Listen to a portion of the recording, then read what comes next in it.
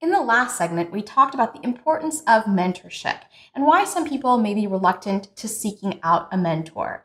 If you missed the segment, I've included a link to it below this video, so don't miss it and be sure to check it out. In today's segment, we're going to focus the conversation around how you can get the most out of mentoring.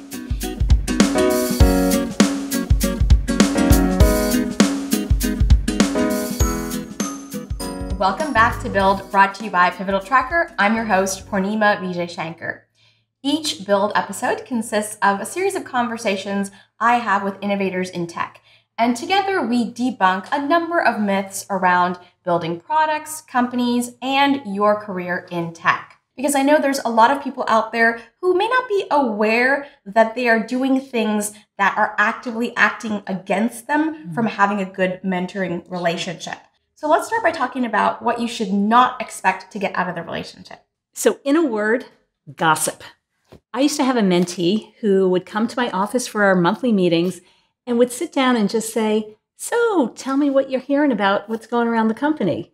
And oh my gosh, like I wasn't just going to share all of the news I had heard to this person. Right. It was he was just looking for gossip, and it basically turned into this mentoring relationship that I hated. I really did not look forward to those meetings because he was probing me for intelligence. It wasn't cool. Yeah, it wasn't the purpose of the meeting. No. Can I tell you something else Yeah. I've hated about mentoring? I had another mentee who we were working together, I think, for over a 6-month period. Once a month we had a meeting. And when we got together each time, I would say to her, "So last time, we talked about this. Did my advice help you?" And her response was various forms of, "Oh, I've been too busy," or "I didn't really think it was going to work, so I didn't even try it out." But she was there to get more advice from me. What was that all about, right? Mm-hmm. I was not fulfilled. I did not think my advice was helping her. And again, I hated those relationships. Yeah, so it didn't sound like it was something that would keep you engaged as the person who's doing the mentoring. Anything else that people shouldn't be doing? I'm so glad you asked. Yeah. The other pet peeve I have around this, and I bet most people in our audience here would be incredibly respectful of anyone's time that they were asking for mentorship.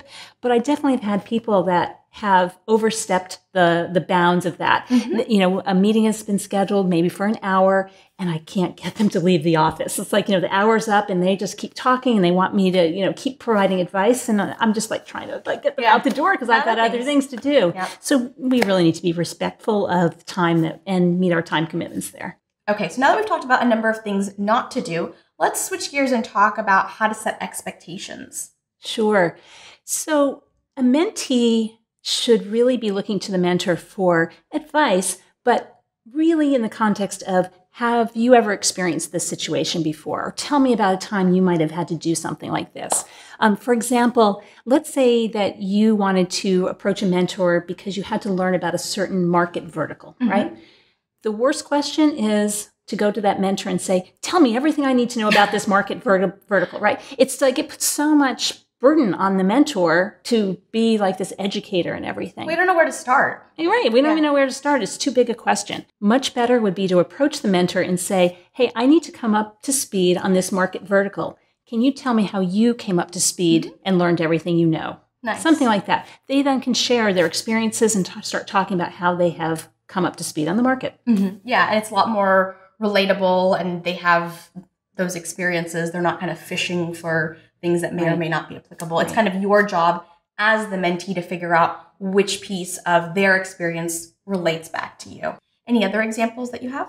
Sure. I remember mentoring someone who came to me because she wanted to explore a lateral job move. And she actually asked a really good question. She didn't come saying, "Hey, I have this opportunity to do this lateral job move. Do you think I should do it?" No, she didn't say that. Instead, she said, "Hey, I'm thinking about this lateral job move. Have you ever taken a lateral job move and how did you make the decision to do it?" And then we were able to have a great conversation about it. So it's natural to start and have maybe a coffee conversation. There are a lot of mentors, though, who are also coaches that expect to be paid. So how do you know when it's time to hire somebody? So mentors and coaches are similar and yet different as well. A mentor's job is to provide their experience, share their advice, those types of things.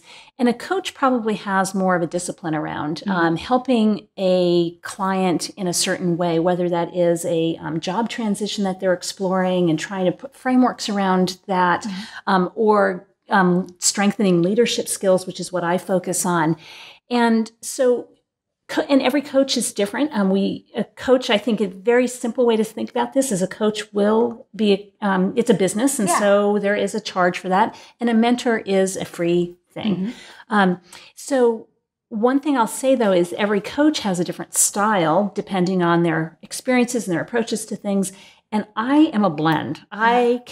Chances are I've walked a mile in my clients' shoes because I've had such a long history in tech already, and I coach all my clients are in tech.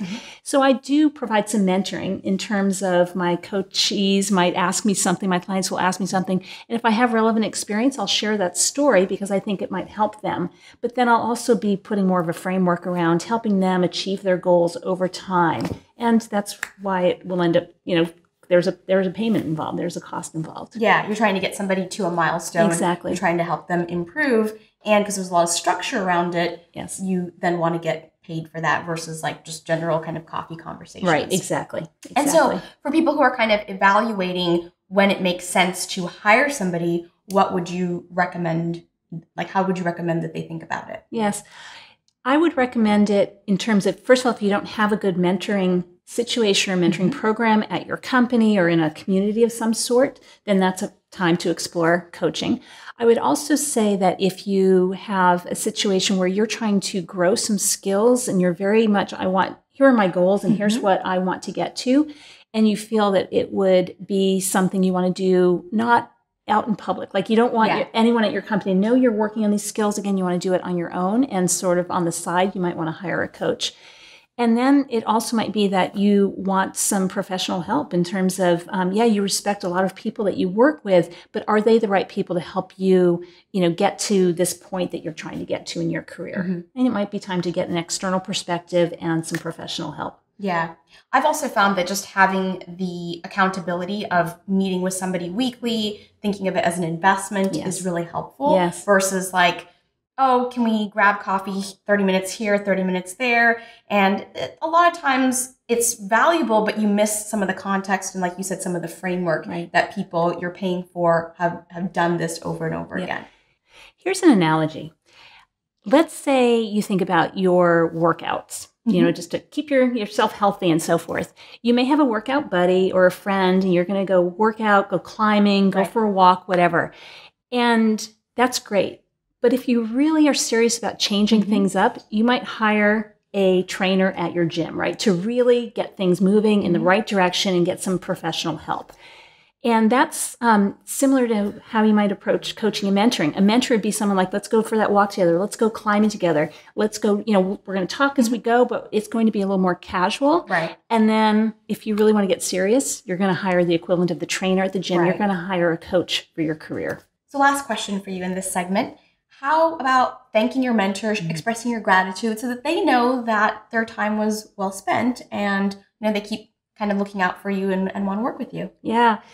So mentors, even if it looks like we are professional and successful, we still enjoy being treated to a cup of coffee or lunch. It's a nice touch. And of course, flowers, wine, gadgets, Teslas, I don't know. I just have some fun there. Yeah. A toy Tesla. A toy Tesla, there you go. But seriously, so gifts are always nice, but I'll tell you, the most meaningful thank yous I've gotten from my mentees have been when they have come and thanked me for, and told me, this is how your advice has helped me. I remember I mentored someone when I was back at Adobe, just over lunch one day. It was just a one-time casual mentoring kind of thing. And a year later, she reached out to me and said, hey, Karen, I want to thank you for that lunch we had a year ago. You told me these things, and this is what I did, and I just got the promotion I was trying to go for. Now, I remembered the lunch, but I didn't remember everything I told her. Yeah. I just, I shared some advice, shared some stories, whatever. For her to come back and say, this helped me, was so important to me because that meant that I spent my time well. She really was paying attention. And in sort of a circle kind of thing, it also helps me become a better mentor because now I know, oh, that story or that advice really resonated for her. I'll remember to use that again if someone is in a similar situation. So thank somebody by really telling them, this is what you shared with me. This is what you told me. This is what I did. Here's how it helped. That's the best thank you any mentor could ask for. No, that sounds great. Well, thank you for sharing that with all of us. Sure. My pleasure. Karen and I want to know, are there expectations that you're looking to set with your potential mentor and you're wondering how to frame them? Let us know what they are in the comments below and we'll be sure to respond to them shortly. That's it for this segment. Subscribe to our YouTube channel to receive the next and final segment on mentoring, where Karen and I will be talking about how you can become an effective mentor. Ciao for now.